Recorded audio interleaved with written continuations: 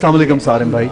سارم بھائی آپ ہمارے ساتھ روز ہوتے ہیں, آپ کا شکریہ ادا کریں گے, اور ہمارے حصے کی جو نیکی ہے رمضان میں, ہم روزے میں یہاں پہ سب لوگ موجود ہوتے ہیں اور کوشش یہ کرتے ہیں کہ ہمارے ہاتھ سے, ہمارے ذریعے, اس چینل کے ذریعے کوئی نیکی ہو جائے. تو آج کوئی خاص خاتون ہیں ہمارے پاس؟ آپ بتا رہے تھے خاتون ہیں جو بیوہ ہیں, بچے ہیں, ان کی سپورٹ کی ضرورت ہے. اور میں جو روز آپ کے ساتھ آ کے یہ چیزیں لا رہا ہوں, اس میں ایک سوچ اور یہ دینی ہے کہ بھیگ جو دے رہے ہیں, یہ سڑکوں پہ اننون لوگوں کو بس راشن بانٹے جا رہے ہیں, وہ آتا ہے لیتا ہے, جا کے رکھ دیتا ہے, پھر دوسرا لے لیتا ہے, پھر دیتا ہے. ان چیزوں سے ہٹیں, ان فیملیز کی سپورٹ کریں جن کو سپورٹ کی ضرورت ہے. یعنی آپ کی جو نیکی ہے وہ ضائع بھی نہیں ہو رہی, ادھر سے فقیر بھی نہیں بڑھ رہے. ادھر وہ لوگ ہیں جن کو سپورٹ نہیں کی, تو نہیں جن کے ہم بات کر رہے ہیں, جن کے لیے ہم آ رہے ہیں, ان کو جب آپ سپورٹ کریں گے نا تو مسائل کم ہوں گے معاشرے کے اندر. اور ان کو لانے کا مقصد بھی جو ہم اسٹوڈیوز میں لے کر آتے ہیں, کل بھی آپ نے دیکھا جو بچہ سی پی چائلڈ تھا, جو نابینا بچہ تھا, اس کو بھی, اور اس سے ایک دن پہلے بھی ایک بچہ جو آیا, صرف لانے کا مقصد یہ کہ آپ کو یہ نہ لگے کہ ہم ہوا میں باتیں کر رہے ہیں.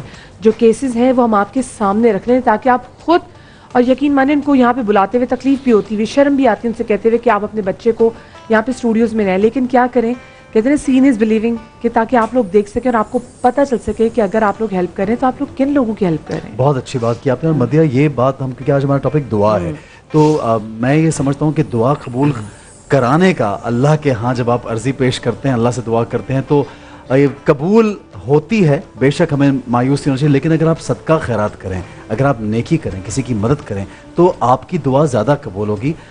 کیوں علامہ صاحب, آپ کیا کہیں گے اس کے بارے میں؟ صدقہ تو آداب دعا میں سے ہے کہ پہلے صدقہ دو اپنی حیثیت کے مطابق, پھر دعا مانگو. اور یہ خود ایک رمز بھی ہے. وہ یہ ہے کہ اے پروردگار, جو کچھ میری استطاعت میں تھا وہ میں نے دے دیا, اب جو تیری قدرت میں ہے تو عطا کر دے. سبحان اللہ. تو میں نے جب تجھ سے مانگا ہے تو جو کچھ اپنی حیثیت میں تھا اسے دے کر پھر مانگا ہے تجھ سے, کہ جو تو مجھے دے رہا ہے میں چاہتا ہوں کہ اللہ کے اور تیرے بندوں میں تقسیم کر دوں میں.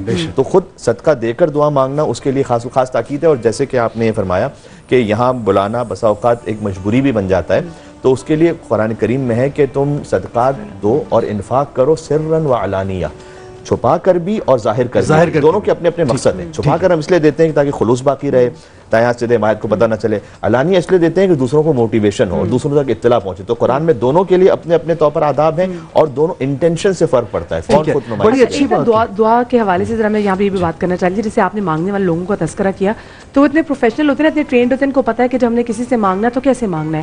اگر ایک بیٹی بیٹھی ہوئی باپ کے ساتھ, تو وہ بیٹی سے باپ کا صدقہ مانگے گا, باپ سے بیٹی کا صدقہ مانگے گا, کہ اس کو پتہ ہے کہ یہ چاہیے عام شخص, گناہ گار شخص بھی ہے نا, یہ کبھی اس کو رد نہیں کرے گا. جب ہم اللہ پاک کے پاس جاتے ہیں مانگنے کے لیے, اور جب اللہ پاک سے صدقہ مانگتے ہیں ان کے پیاروں کا, تو اس حوالے سے میں چاہوں گی آپ ہمیں ضرور بتائیں جو وسیلے کی اہمیت ہے. کیونکہ بہت سے لوگ جو وسیلے کی اہمیت کو اتنا نہیں صحیح طریقے سے جان سکتے, ان کے لیے بھی پلیز کہیے گا. یا ایھا الذین آمنوا اتقوا اللہ وابتغوا الیہ الوسیلہ. اللہ تعالیٰ نے قرآن میں کہا ہے کہ تقوی اختیار بھی کرو, یعنی عبادت بھی کرو, اور اس تک پہنچنے کے لیے وسیلہ تلاش کرو. تو اللہ سبحانہ وتعالیٰ نے ایک اہتمام رکھا ہے. اور خاص طور پر سورہ نساء میں, ابھی میں جب آ رہا تھا اسٹوڈیو تو قرآن جب پڑھ رہا تھا, تو اس میں سورہ نساء کی آیت سامنے آئی کہ وَلَوْ أَنَّهُمْ إِذْ ظَلَمُوا أَنفُسَهُمْ جَاءُوكَ وَاسْتَغْفَرُوا اللَّهَ وَاسْتَغْفَرَ لَهُمُ الرَّسُولُ لَوَجَدُوا اللَّهَ تَوَّابًا رَحِيمًا. اللہ تعالیٰ نے زمانہ رسالت کی بھی بات کی کہ جن لوگوں نے گناہ کر لیا تھا نا, تو کہا اے رسول اگر یہ تیرے پاس آ جاتے اور آپ ان کے لیے مغفرت طلب کرتے, تب یہ اللہ کو گناہ بخشنے والا اور مہربان پاتے. تو یہ آیت آج تک جاری و ساری ہے کہ آئیے رسول اللہ صلی اللہ علیہ وسلم کی خدمت میں, اور رحمت للعالمین ہے اللہ سبحانہ وتعالیٰ کو ان کا وسیلہ. حتیٰ انبیاء علیہ السلام نے حضور مکرم کے وسیلے سے دعا مانگی. تو آدم علیہ السلام نے الہی بحق محمد وانت المحمود, پروردگار تجھے محمد مصطفیٰ کا واسطہ جبکہ تو محمود ہے, تو بحق علی وانت العلی وبحق فاطمہ وانت فاطر السماوات والارض وبحق الحسن وانت المحسن وبحق الحسین وانت قدیم الاحسان. تو بہرحال ہم جب مانگے اللہ سبحانہ وتعالیٰ سے, تو اس کے پیاروں کا وسیلہ دے کے مانگے, اور ساتھ میں اعمال بھی ایسے رکھیں کہ ہم اس قابل بنیں کہ ہم اس وسیلے کو پیش کر سکیں اللہ کی بارگاہ میں. کیونکہ ہم دنیا بھر سے کہتے رہتے ہیں, علماء سے کہتے ہیں, پیر و فقیروں کے پاس جاتے ہیں, ہمارے دعا کریں, ہمارے دعا کریں, ہمارے دعا کریں.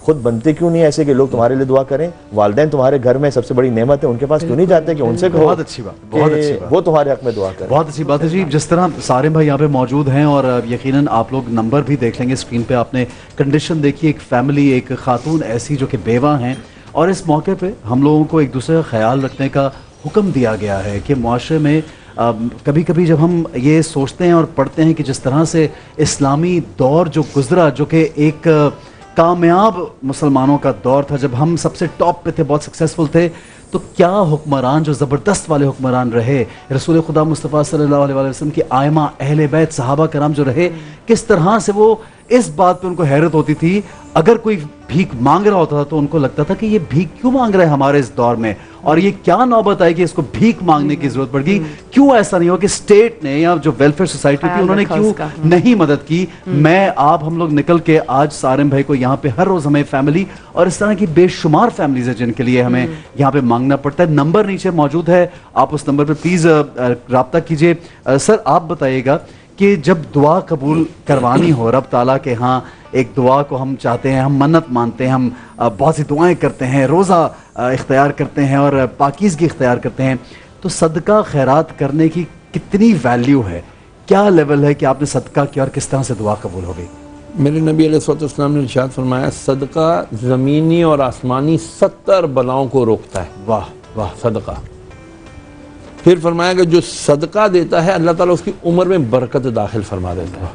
اب یہاں سوال ہے یار عمر تو ایک لمیٹڈ ہے، جو ہے لکھ دی گئی ہے، برکت سے مراد ہوتی ہے کہ ایک عمر ہے آپ کی تنگ دستی میں اور ایک عمر ہے آپ کی فراخ دستی میں، ایک عمر ہے آپ کی مانگتے ہوئے گزر رہی ہے، ایک عمر آپ کی ہے وہ دیتے ہوئے گزر رہی ہے۔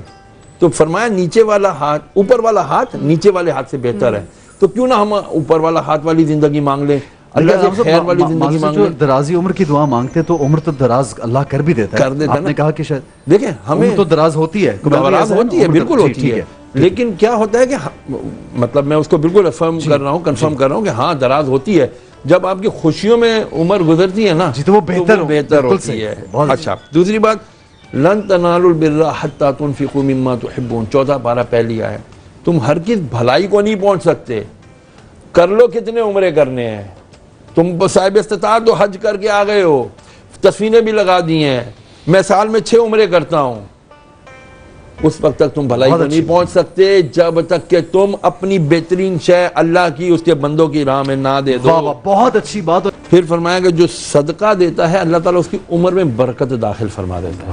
اب یہاں سوال ہے یار عمر تو ایک لمیٹڈ ہے، جو ہے لکھ دی گئی ہے، برکت سے مراد ہوتی ہے کہ ایک عمر ہے آپ کی تنگ دستی میں اور ایک عمر ہے آپ کی فراخ دستی میں، ایک عمر ہے آپ کی مانگتے ہوئے گزر رہی ہے، ایک عمر آپ کی ہے وہ دیتے ہوئے گزر رہی ہے۔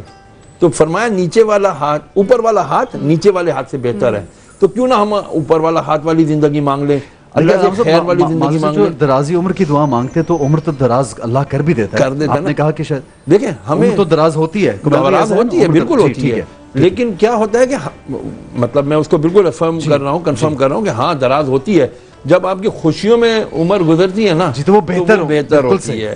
اچھا دوسری بات، لن تنالوا البر حتی تنفقوا مما تحبون، 14 پارہ پہلی آیت، تم ہرگز بھلائی کو نہیں پہنچ سکتے، کر لو کتنے عمرے کرنے ہیں، تم صاحب استطاعت تو حج کر کے آ گئے ہو، تصویریں بھی لگا دی ہیں، میں سال میں 6 عمرے کرتا ہوں، اس وقت تک تم بھلائی کو نہیں پہنچ سکتے جب تک کہ تم اپنی بہترین شے اللہ کی اس کے بندوں کی راہ میں نہ دے دو۔ بہت اچھی بات۔